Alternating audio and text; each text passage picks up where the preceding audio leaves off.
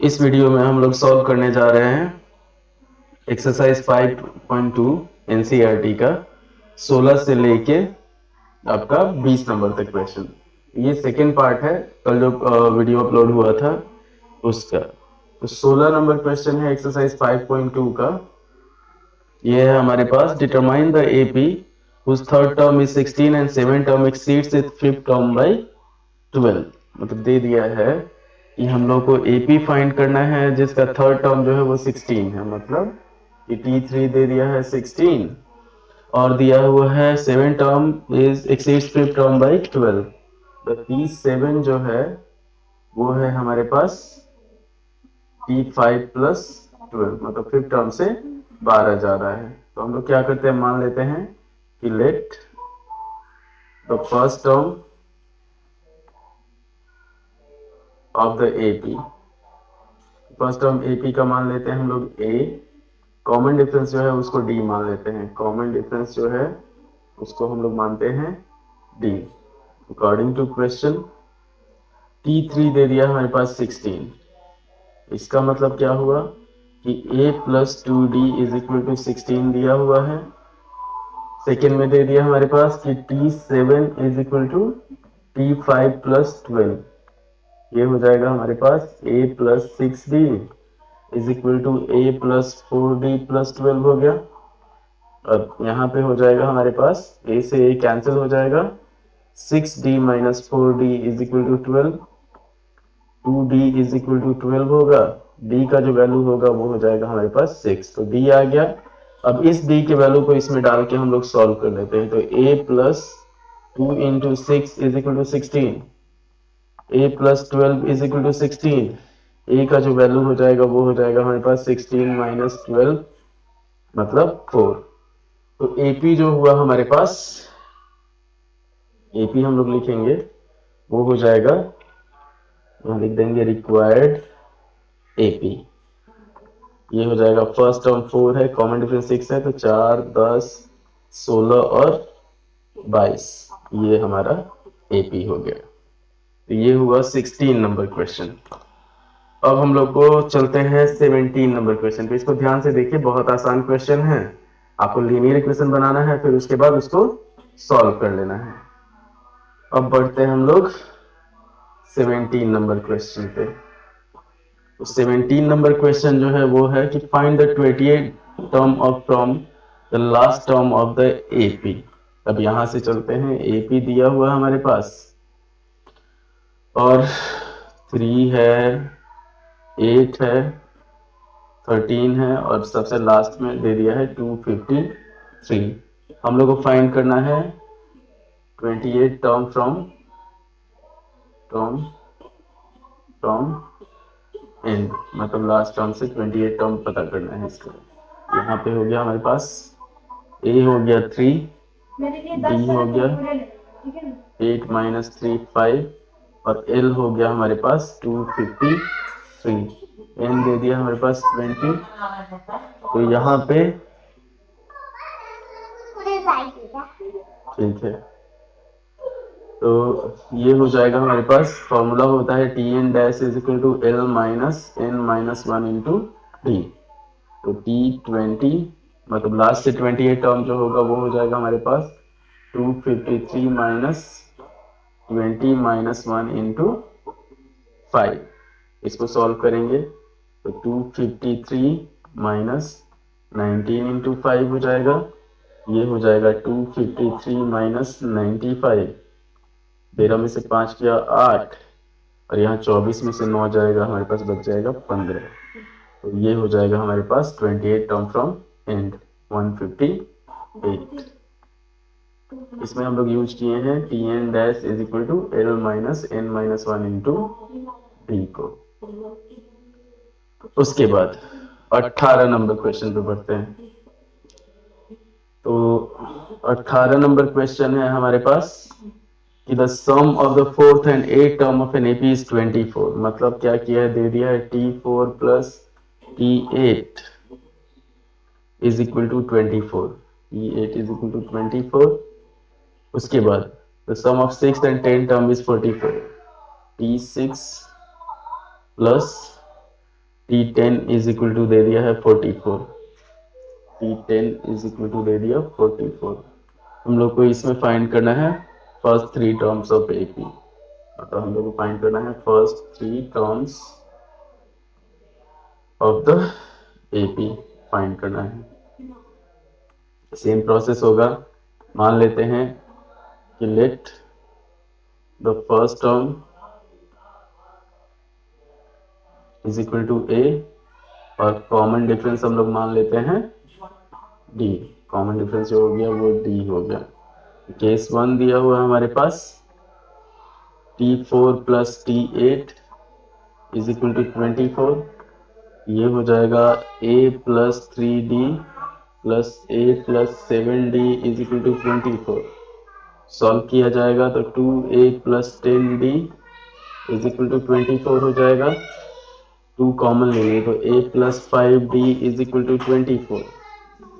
तो a plus 5d जो होगा वो हो जाएगा हमारे पास 12 के बराबर। ये फर्स्ट इक्वेशन हुआ।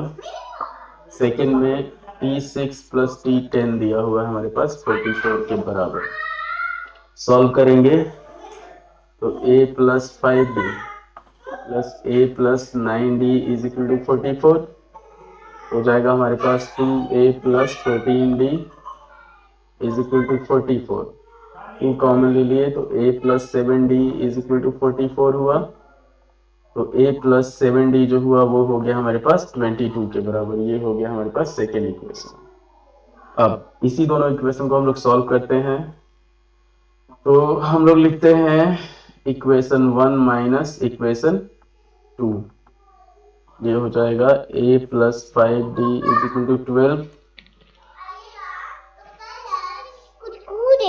ठीक है और डैडी लेते आइएगा मेरे लिए पिंक वाला। उस पर डिजिटली बना रहना चाहिए। ठीक है ठीक। और पढ़ी लिखा हुआ रहना चाहिए। ठीक है ना? ठीक है। माइनस 2 आप ही मंगवाइए। माइनस 10 तो d बराबर हो जाएगा हमारे पास 5। a हम लोग निकालेंगे। जैसे इसमें अगर वैल्यू पुट करते हैं हम लोग तो a plus 7 into 5 is equal to 22 हो गया। a हो गया हमारे पास 22 माइनस 35। a का जो वैल्यू होगा वो हो जाएगा माइनस 13। तो ap जो होगा हमारे पास वो हो जाएगा माइनस 13 माइनस 8 और माइनस 3। ये first three terms of the AP हो गया। अब बढ़ते हैं हम लोग 19 नंबर क्वेश्चन की तरफ। तो 19 नंबर क्वेश्चन जो है वो है Subha Rao started to work in 1995 at an annual salary of rupees 5,000 and received an increment of 200 each year. Which year did the income become 7,000? मतलब क्या हुआ कि सुबह जो है सुब्बा राव दे दिया है। सुब्बा राव काम करना स्टार्ट किया है ये 1995 में। इसका सैलरी था 5,000। हर साल जो इंक्रीमेंट है जो वो है 200 का इंक्रीमेंट इसको हर साल मिला है। 200 का इंक्रीमेंट मिला है। तो पूछ रहा है कि कब इसका सैलरी जो होगा वो 7,000 हो जाएगा। मीन 7,000 कितने साल बाद हो जाएगा 7,000 रुपीज इसका।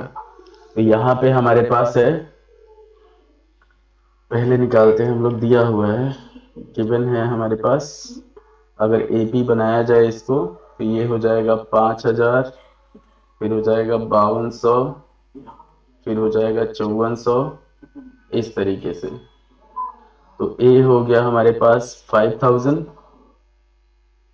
डी हो गया 200 रुपीज और टी एन जो दिया हुआ है वो दिया हुआ है 7,000 रुपीज।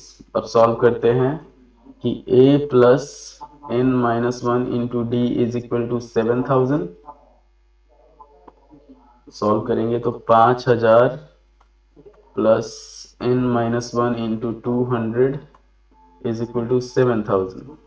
तो n minus 1 into 200 is equal to 7,000 minus 5,000 हो जाएगा हमारे पास 2,000 के बराबर। तो n माइनस 1 जो होगा वो होगा 2,000 बाई 200 मतलब 10 n का जो वैल्यू होगा वो हो जाएगा हमारे पास 11।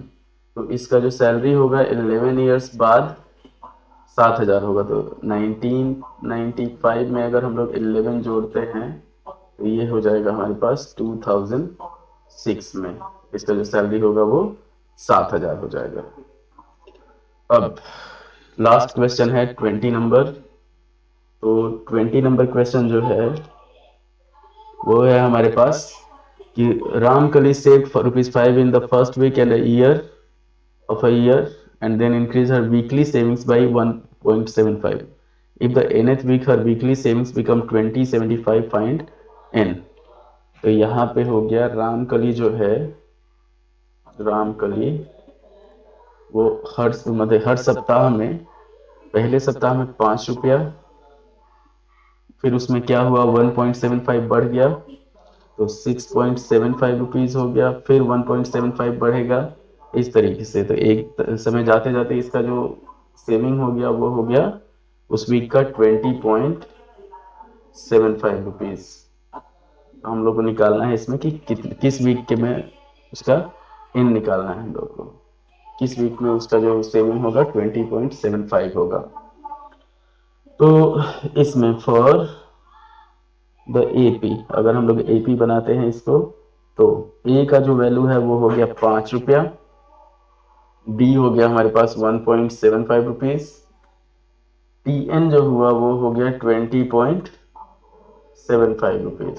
अब सॉल्व करते हैं इसको। तो according to question a plus n minus 1 into d is equal to 20.75।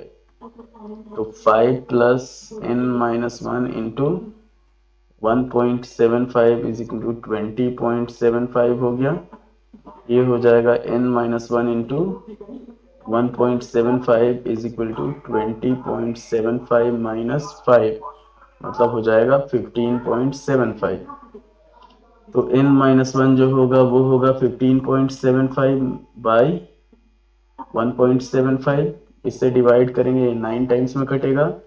n का जो वैल्यू होगा 9 प्लस 1 मतलब 10 हो जाएगा। तो इसका 10th वीक में जो इसका सेविंग होगा वो हो जाएगा 20.75। तो ये हमारा एक्सरसाइज 5.2 का लास्ट क्वेश्चन था। अब इसमें सब मतलब सिर्फ दो ही फॉर्मूला यूज हुआ है। एक होता है हमारे पास T N is equal to A plus N minus N 1 into D, और एक होता है T N dash is equal to L minus N minus 1 into D. तो ये आपका जो एनसीईआरटी है उसका कंप्लीट चैप्टर एक्सरसाइज 5.1 और 5.2 हो गया। तो उम्मीद है कि आपको वीडियो पसंद आएगा। तो शेयर करें, सब्सक्राइब करें, लाइक करें। धन्यवाद।